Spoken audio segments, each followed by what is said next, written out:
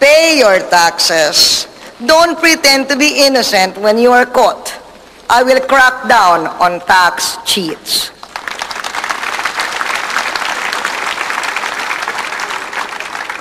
And I pledge to do everything necessary to expand our economy, engage it in the world of commerce, and advance the interests of our country and our people the world over.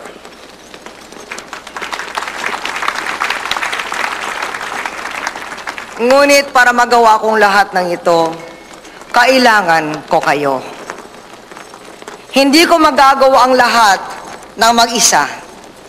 Kailangan ko ang bawat Pilipino upang magkaisa, makiisa, at isa-isang lunasan ang mga sugat ng kahapon. Kailangan ko ang bawat Pilipino upang lumakas ang sambayanan para sa mga hamon ng bukas. I challenge our business community to rise to the occasion and embrace selfless nationalism. Invest in our people and our country instead of giving excuses for keeping your money abroad where it cannot put our people to work.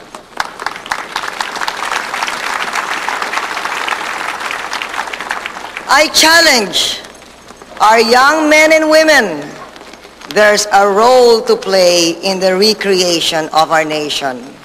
Some in honest public service, most in productive private endeavor. Whatever it is you decide to do, let the greater part of it be for our country. It is personal patriotism, not impersonal free markets, that makes nations strong and great.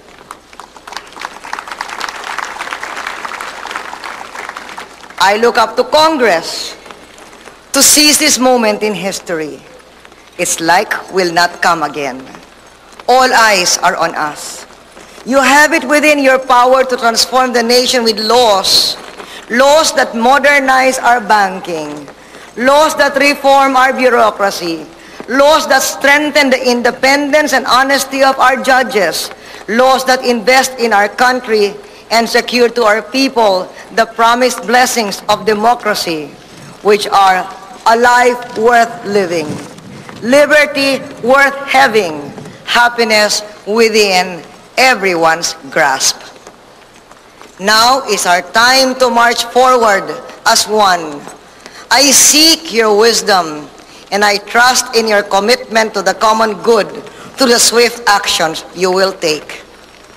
And finally, I challenge myself and our government to live up to the highest standards of honesty and competence in the public service.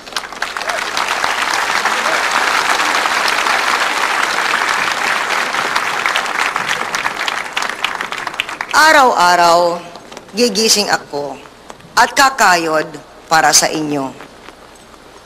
Gagawin ko ang tama at magaling sa ikagagaling ng lahat at hindi bilang pagmamagaling.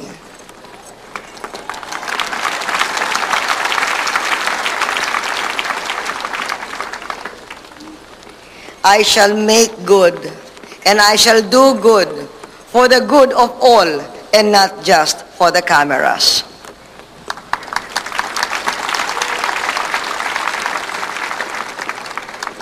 Palibhasa, tapos na ang canvassing for public attention.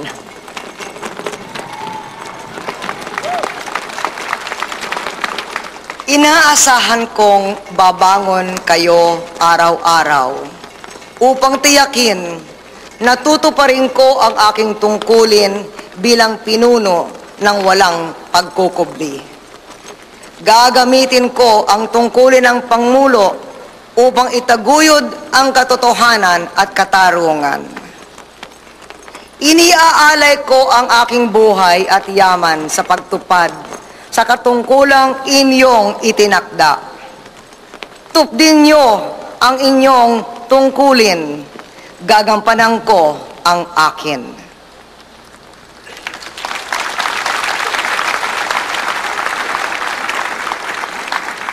United, how can we lose? Together, we will prevail.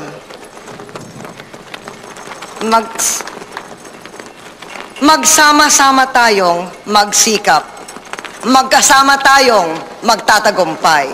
Mabuhay ang Pilipinas. Maraming salamat sa inyo lahat.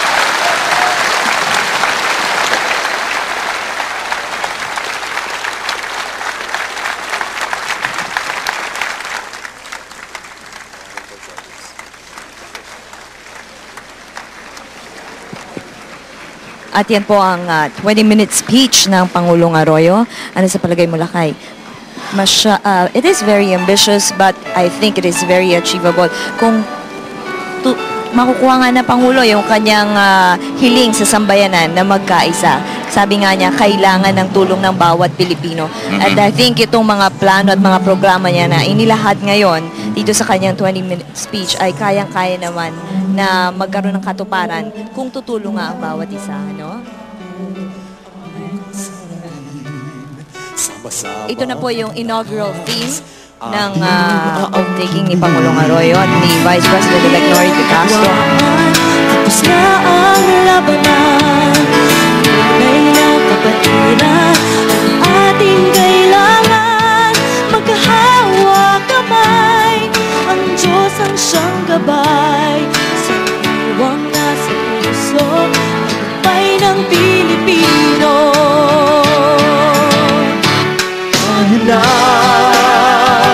Tayo nang magkaisa, magkaisa.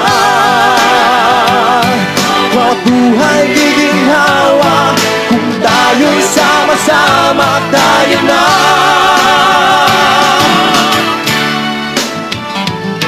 Ang araw sisikat sa ating bayan, kung tayo'y may iwala sa ating kakayahan, ipakita sa mundo ang natanging bayanihan na sa ating kamay ibigin tagumpay.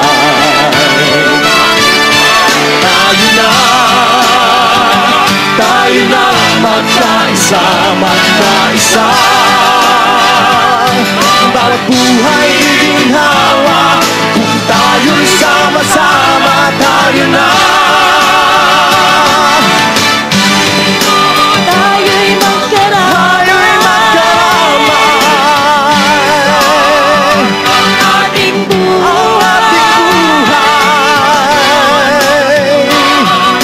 Hanggang sa bayan, ating palaksin ang ating kalayaan. Tayo na magkaisa.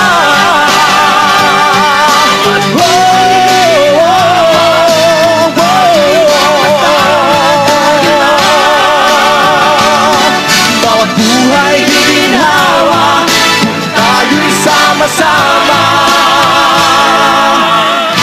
tayo na. Tayo na.